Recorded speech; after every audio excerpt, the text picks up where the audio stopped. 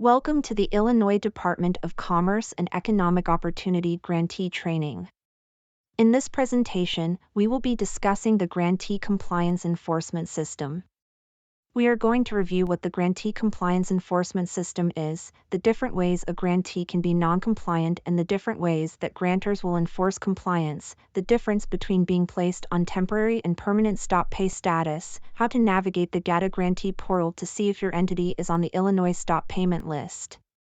We will also share who to contact regarding being placed on the Illinois Stop Payment List, what happens when grantees resolve non-compliance, and some other tips and resources for grantees. The Grantee Compliance Enforcement System, or GCES, is a statewide approach to help non-compliant grantees comply with the terms and conditions of their grant and protects the state from bad actors.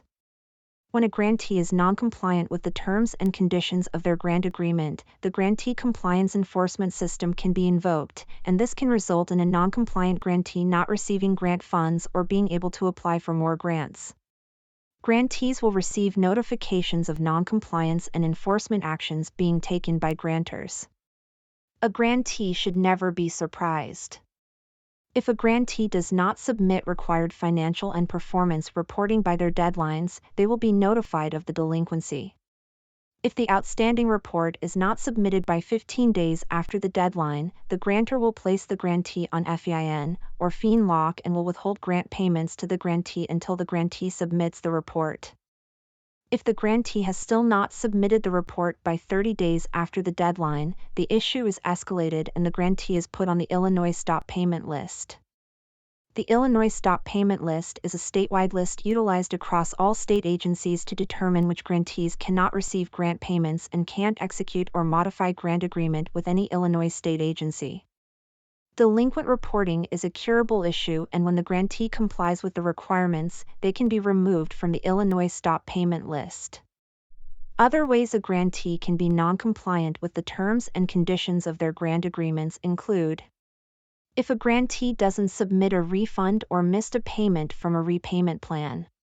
If the grantee wasn't responsive to issues identified during monitoring.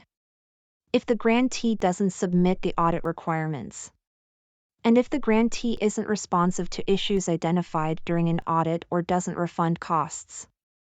And finally, any other issues identified and documented by Agency Director, General Counsel, Chief Financial Officer, Chief Operating Officer, Chief of Staff, or Office of Inspector General.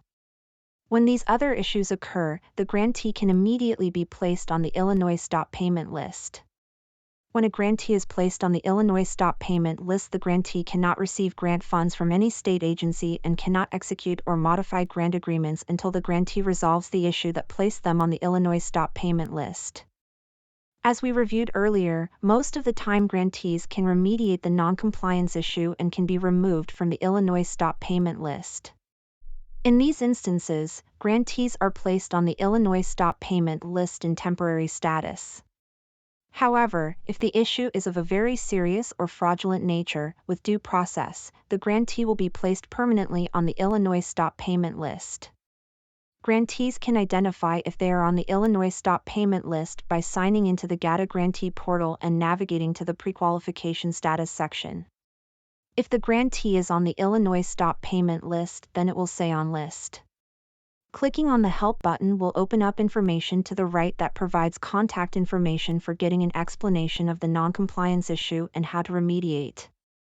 Again, grantees should not be surprised when they get placed on the Illinois Stop Payment List because they should be receiving notifications of upcoming deadlines, past deadlines, and invocation of the Grantee Compliance Enforcement System.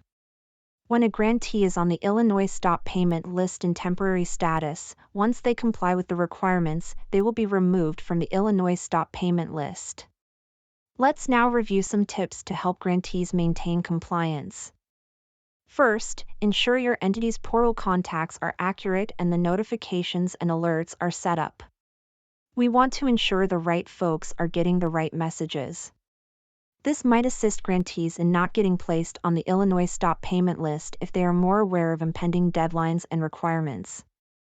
Second, if you do find that your entity is on the IL Stop Payment List, reach out to your grantors.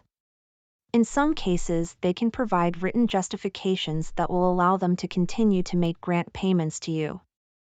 These allowances are usually for cases of life and safety-related grants and or there are state or federal rules support the continued payments. Other important items for your reference include administrative rules found at 44 Illinois Administrative Code 7000.80 as well as the Grantee Compliance Enforcement System transmittal found in the GATA Resource Library. You can learn more about the Grantee Compliance Enforcement System, as well as other grant-related topics, by visiting the GATA resource page at gata.illinois.gov/resources. GATA stands for Grant Accountability and Transparency Unit, which is part of the Governor's Office of Management and Budget, also known as GOMB. You may also visit DCEO's Grantee resource page by scanning the QR code with your mobile device or visit dceo.illinois.gov/dceo-grants. Thank you for watching this presentation on the Grantee Compliance Enforcement System. If you have any questions, please reach out to ceo.granthelp@illinois.gov.